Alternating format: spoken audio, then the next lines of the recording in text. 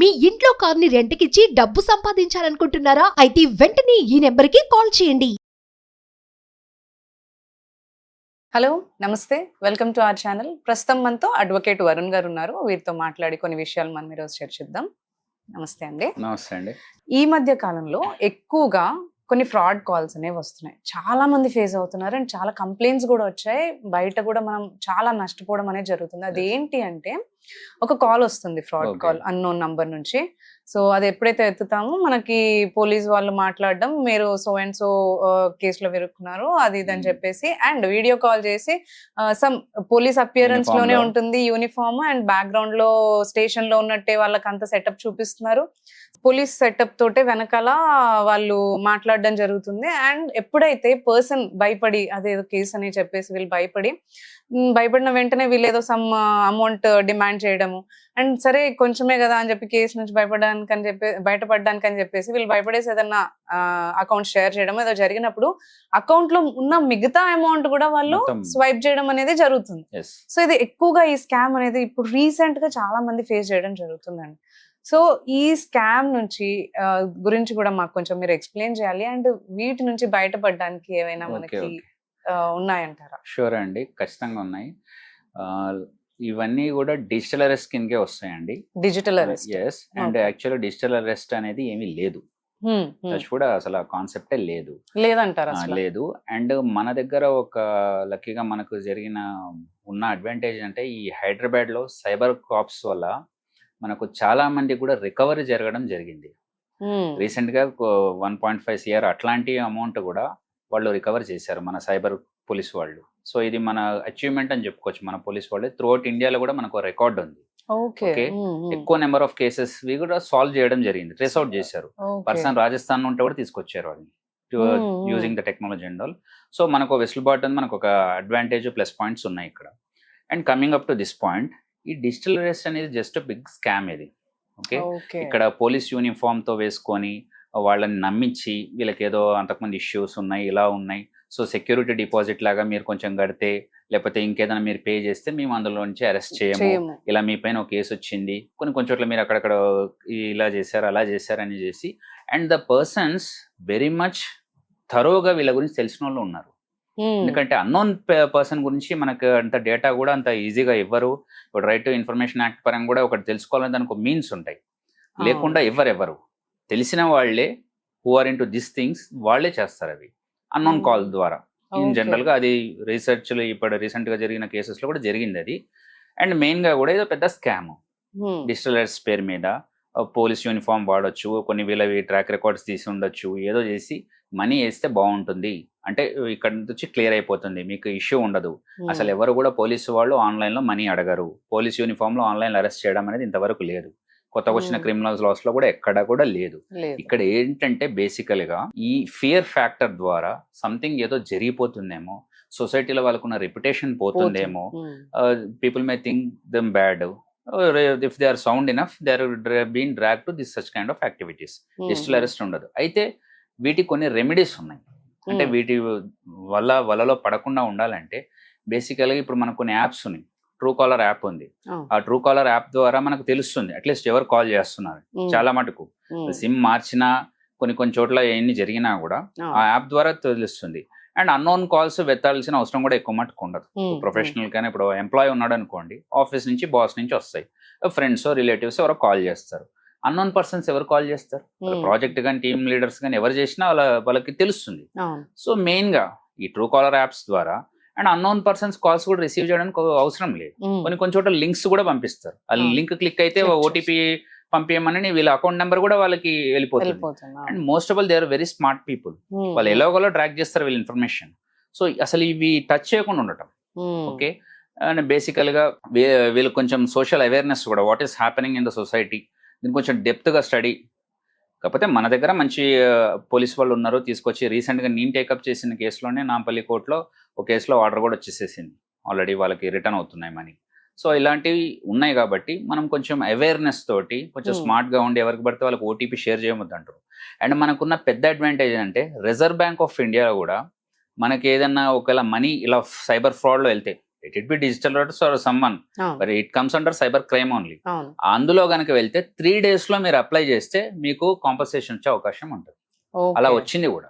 Oh okay Reserve Bank of India ఉన్న policies లో అది ఒకటైంది. ఇప్పుడు ఏదైనా మనీ కాబట్టి బ్యాంక్ అవును. ద్వారానే ట్రాన్సాక్షన్స్ అవుతాయి కాబట్టి it be Google Pay, PhonePe or whatever, Paytm or any transaction, వాళ్ళకు రికార్డ్ ఉంటుంది కాబట్టి సమ్హో వాళ్ళ కాంపన్సేషన్ వస్తుంది విత్ ఇన్ 3 days అయితే. కానీ ఓకే బేసికల్ గా ఓటీపీ షేర్ చేసుకోకుండా ఉండటం, ఓకే, అండ్ ఈ మన ఈ ట్రూ కాలర్ యాప్స్ వాడటం, అండ్ ఈ లింక్స్ ఏదన్నా ఎస్ఎంఎస్ ద్వారా కూడా లింక్స్ వచ్చినా కూడా వీళ్ళకి సంబంధం లేదు. అవును ఇప్పుడు కొన్ని ఫీల్డ్స్ లో ఉంటాయి, ఒక అడ్వకేట్ ఉండొచ్చు, ఎవరైనా కాల్స్ ఎత్తొచ్చు, అన్నోన్ నెంబర్స్ నుంచి కూడా రావచ్చు, కానీ వాళ్ళు కూడా చాలా మటుకు ప్రీ ఇంటిమేషన్ ఉంటుంది, పలానా వీళ్ళు వస్తారు వాళ్ళు వస్తారని. అవును కాబట్టి ఎంప్లాయీస్ వాళ్ళకన్నా అన్నోన్ కాల్స్ రిసీవ్ చేసిన అవసరం లేదు. అవును ట్రూ కాలర్ యాప్ ఉంది, ఎస్ఎంఎస్ కూడా అన్నెసరీ తీయనక్కర్లేదు. ఇంకేదన్నా వచ్చింది కంగ్రాచులేషన్స్ యు వన్ దిస్ అది ఇదని, ఏదో గేమ్ ఆడితే నీకు ఇంత మనీ వస్తుందని, Yes. ఇవన్నీ కూడా somehow with a loophole they will receive their OTP, and దీని ద్వారా వాళ్ళ అకౌంట్ నెంబర్ తెలిసిపోతుంది. Short time money will be deducted. Deducted వాడికి వచ్చి ఫస్ట్ ఎస్ఎంఎస్ కంగ్రాచులేషన్ అయితే నెక్స్ట్ ఎస్ఎంఎస్ వాళ్ళ మనీ డిడక్టెడ్ అని కూడా రావచ్చు. సో ఇలాంటివి. అండ్ ఇంతకన్నా ఎక్కువ సేఫ్ గా ఉండేది ఒక ఆప్షన్ ఏంటంటే, యాక్చువల్గా మనం ఫోన్లు వాడేది అర్జెన్సీకి. మనము జనరల్గా ఇప్పుడు ఏదైనా మూవీ బాగుంటే కూడా అందరికీ స్ప్రెడ్ చేస్తున్నాం. దీనికోసం కాదు, ఫోన్ అనేది బేసికల్గా అర్జెన్సీ కోసం, లెటర్స్ కానీ ఇవన్నీ టైం టేకింగ్ కాబట్టి అర్జెంట్గా ఉన్నప్పుడు వాడాలి. అవసరానికే ఫోన్ వాడిన వాళ్ళకి ఎవరికి ఇష్యూలో లేరండి, to be frank. Digital arrest కానీ సైబర్ క్రైమ్స్ కానీ ఎవరు దాంట్లో లేరు. ఎందుకంటే ఎంతవరకు ఫోన్ వల్ల ఒకప్పుడు ల్యాండ్ లైన్ ఉంది, అప్పుడు ఇది లేవు. బట్ ఏంటంటే అన్నెసరీ యూసేజ్ ఎక్కువైపోతుంది, టెక్నాలజీ ఎక్కువ అవుతున్న ఎక్కువ కొద్దీ massive use pros and అయిపోతుంది. cons కూడా ఎక్కువ ఈ అయిపోతున్నాయి. టెక్నాలజీతో బట్టి ఇటు టెన్షన్ కూడా ఎక్కువైపోతుంది వాళ్ళకి. అవసరం ఉన్న ప్రపోర్షనాలిటీ మెయింటైన్ చేసుకుంటే కాల్స్ ఎంతవరకు మాట్లాడడం, ఎంతవరకు రిసీవ్ చేసుకోవడము, అన్నోన్ కాల్స్ కానీ అన్నోన్ వెబ్సైట్స్ కూడా మంచిది కాదు. అవును ఎందుకంటే సైబర్ క్రైమ్ అనేది దాని ఒక సినారియో కూడా చేంజ్ అవుతుంది. గతంలో ఏదో కంగ్రాచులేషన్స్ అని ఇదని అదని పెడితే ఓ లింక్ క్లిక్ చేయగానే ఓటీపీ అడిగే వరకు వీడు డిడక్ట్ అయ్యాయి, అది కొంతవరకు అయింది. ఇప్పుడు ఇది డిజిటల్ అరెస్ట్ వరకు వెళ్ళింది. ఓకే, ఇవన్నిటి గురించి ఉండంటే మెయిన్ గా సేఫ్ సైడ్ ఉండటం, ప్రొఫెషనల్ గా వాడుకోవటం, ఎక్కువగా యాప్స్ కానీ ఎక్కువ కానీ అంటే మనకు యూజ్ అయ్యే ట్రూ కాలర్ యాప్స్ లాంటివి కాకుండా మిగతా వాటికి గేమింగ్ యాప్స్ అని ఇంకోటి యూజ్ చేసుకోకుండా ఉంటే ఖచ్చితంగా they will be on safe side.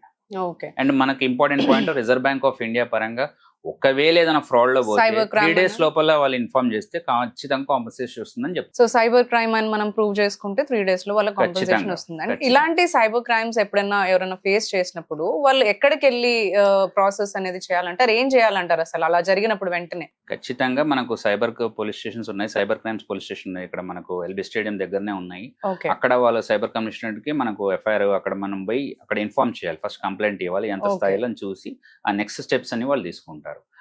Okay. ఈ రీసెంట్ టైమ్స్ లో మనది ఒక రికార్డ్ ఉంది, ఎక్కువ Hmm. కేసెస్ చేసింది సైబర్ పోలీస్ కి, వాళ్ళకి రిజిస్ట్రేషన్ కూడా జరిగింది.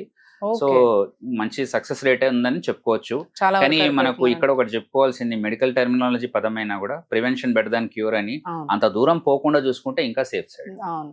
అండ్ అంటే ఏమంటారు వాళ్ళని ఏది డ్రాగ్ చేస్తుంది అంటే, పెద్ద పెద్ద చదువుకున్న సాఫ్ట్వేర్స్ అండ్ మంచి పొజిషన్స్ లో ఉన్న వాళ్ళు కూడా దీంట్లో ఇరుక్కుంటున్నారు. Exactly. ఏం ఫ్యాక్టర్ డ్రాగ్ యాక్చువల్గా ఏంటంటే అండి, ఇక్కడ చెప్పాలంటే ఆశ అనేది మనిషికి ఎక్కువ మనీ రావ మీద ఇంట్రెస్ట్, వాళ్ళకున్న ప్యాషన్ ఎక్కువగా ఎర్న్ చేయాలనేది, ఈజీ మనీ అనేది, షార్ట్ టర్మ్ లో మీరు ఇంత ఇన్వెస్ట్ చేస్తే ఒకేసారి ఇంకా ఎక్కువ మనీ వస్తుందని, ఈ దురాశ అనేది కూడా ఒక రకంగా చెప్పొచ్చు. టు బి ఫ్రాంక్ అండి, మనం అందరం మొబైల్స్ వాడుతున్నాం, మనం ఎవరు ఏ సైబర్ క్రైమ్ లో ఇరుక్కోలేదు. ఎందుకంటే somewhat we're sufficient or we're satisfied with our needs. కానీ ఎక్కువ మటుకు అట్లీస్ట్ ఒక 80% ఎవరైతే అందులో ఇరుక్కున్నారో సైబర్ క్రైమ్ లో, వాళ్ళకి ఇన్వెస్ట్ చేస్తే ఎక్కువ వస్తుందనో. ఇప్పుడు okay, I understand digital arrest is there, before that also cyber crimes are going on. అంటే ఏంటంటే ఇన్వెస్ట్మెంట్ చేస్తే ఎక్కడ వస్తుంది, అక్కడ ట్యాగ్ లైన్ వేరే ఉంటుందని ఈవెన్ సోషల్ మీడియాలో కూడా సమ్మె వరకు ఈ హీరోకి హీరోయిన్ కి ఈ సిచ్యువేషన్ ఏంటి, ఈ మూవీ ఏందని వస్తుంది, కానీ క్లిక్ చేస్తే లోపల వేరే ఉంటుంది. వేరే అవన్నీ ఓపెన్ చేస్తూ వెళ్ళటం వల్ల ఎక్కడో విడిది తెలుసుకుంటాడు, తెలుసుకొని విరుకుతాడు. కానీ ఈ పర్సన్కి కూడా is more passionate about money. వాళ్ళు తక్కువ టైం ఇన్వెస్ట్మెంట్ లో ఎక్కువ మనీ వస్తుంది. కొన్ని చోట్ల అయితే ఫ్యూ డేస్ అన్నా కూడా నమ్మేసేసారు. Fast income, easy growth, no need of paying any tax, ఇలాంటి ఆశలు లేకపోతే ఎవరు అది ఇన్వెస్ట్ చేయరు. ఎవరైనా వైస్ పర్సన్ అయితే అసలు ఎందుకు అట్లా ఇన్వెస్ట్ చేయాలి, అది నిజమా కాదా అనేది చూసుకుంటాడు. అది వాళ్ళు అందులో పడరు. They may not be much educated also. మీరు అన్నట్టు ఒక సాఫ్ట్వేర్ ఇండస్ట్రీ వాళ్ళే ఎక్కువ మందికి లాక్స్ క్రోర్స్ కూడా ఇన్వెస్ట్ చేసిన వాళ్ళు ఉన్నారు అలా.